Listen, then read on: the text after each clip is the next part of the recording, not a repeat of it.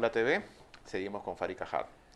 Farid, tal vez el problema en Occidente fue que nosotros, o todo el ámbito internacional entendió la primavera árabe desde una perspectiva de Occidente, sin tomar en cuenta pues lo que son los valores culturales de Oriente, en los cuales pues el mismo concepto de democracia es diferente porque está supeditado a un tema religioso, ¿no? ¿Cómo explicamos este tema de la primavera árabe? ¿Que es invierno árabe ahora? ¿Qué cosa es?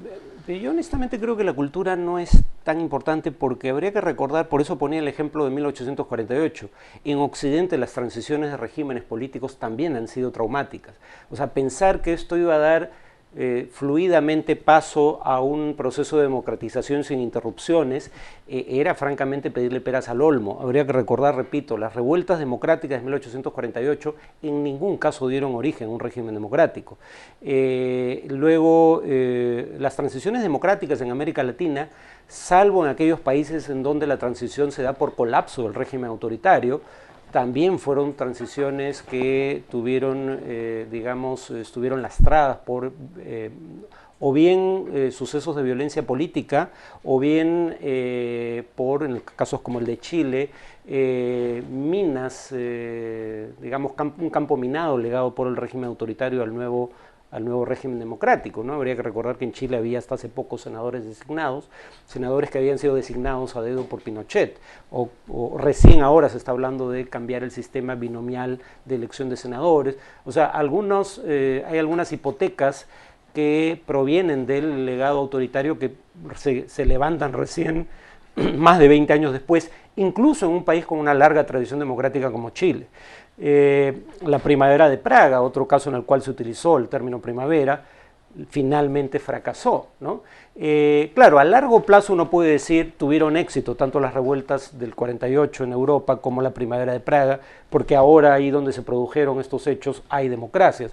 Pero en ningún caso esto fue fácil, ¿no? Lamentablemente en el caso de Egipto creo que la regresión puede ser mortal en el corto plazo.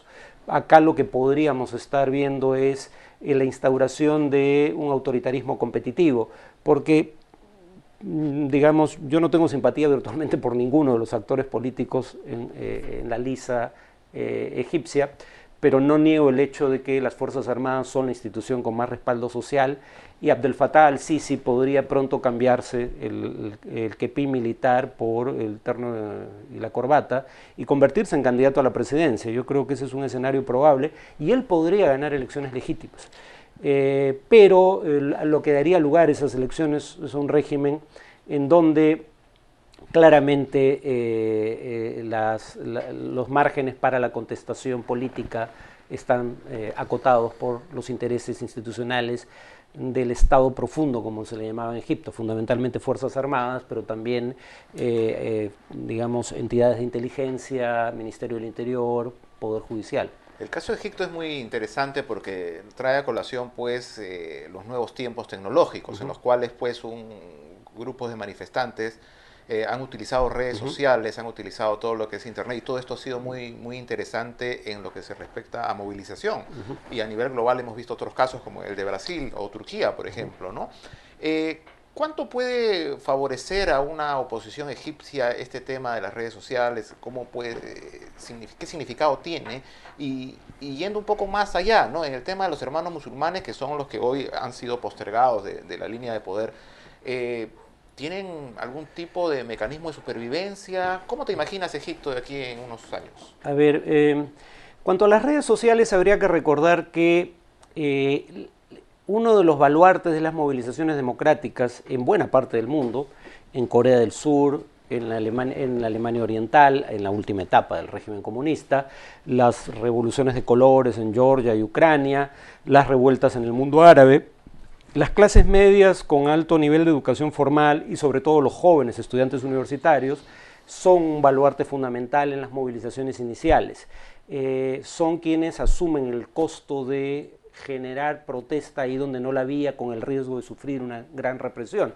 Ellos abren trocha, pero el tema es que ellos abren trocha para que sea esta políticamente utilizada por otros. Yo ni siquiera me acuerdo ya el nombre de las organizaciones de sociedad civil que generaron las primeras manifestaciones de protesta en Europa Oriental en las vísperas de la caída del muro. No recuerdo honestamente los nombres. En ese momento fueron importantes. Cuando se celebran las primeras elecciones desaparecen de la escena. En las revueltas de colores, digamos, Georgia, Ucrania, incluso hubo atisbos de una regresión autoritaria, como está ocurriendo en este momento en Egipto. En general, los jóvenes que generan las movilizaciones rara vez son quienes capitalizan políticamente el resultado de esas movilizaciones iniciales, y Egipto es la prueba de eso, ¿no? Las movilizaciones, tanto el 2011, que estuvieron tras el derrocamiento de Mubarak, como ahora las que estuvieron tras el derrocamiento por golpe de Estado, hay que decirlo, del gobierno democráticamente elegido, aunque con aristas autoritarias, de los hermanos musulmanes, fueron organizaciones juveniles, de jóvenes de clase media. En el caso del 2011 fueron una página en Facebook y el movimiento 6 de abril, un movimiento juvenil, quienes convocan a las primeras manifestaciones. La página de Facebook se llamaba Todos somos Khaled Said, un internauta asesinado por las fuerzas de Mubarak. Y el grupo Tamarot Rebélate fue el que convocó a las manifestaciones el 30 de junio, que dan origen al golpe de Estado 3 días después. Pero el punto es que en ninguno de estos casos los jóvenes que convocan las manifestaciones iniciales son los que capitalizan políticamente las consecuencias de esas movilizaciones, que además terminan siendo mucho más grandes que las que ellos habían convocado, porque el 2011 se suman fuerzas que inicialmente las vieron con recelo, como los hermanos musulmanes, que son quienes ganan las elecciones. En esta ocasión se levantaron contra sus viejos aliados, los hermanos musulmanes, en el gobierno, y terminaron propiciando un golpe de Estado de las Fuerzas Armadas. Entonces, eso en cuanto a estos jóvenes. En cuanto a las perspectivas en el país, sobre todo los hermanos musulmanes, creo que los hermanos musulmanes cometieron un grave error, y fue no darse cuenta de que, si bien ellos habían ganado todas las elecciones realizadas desde la caída de Mubarak, en ningún caso habían tenido una mayoría de los votantes potenciales. La mayoría de elecciones, entre un 40 y un 60%, no fue a votar.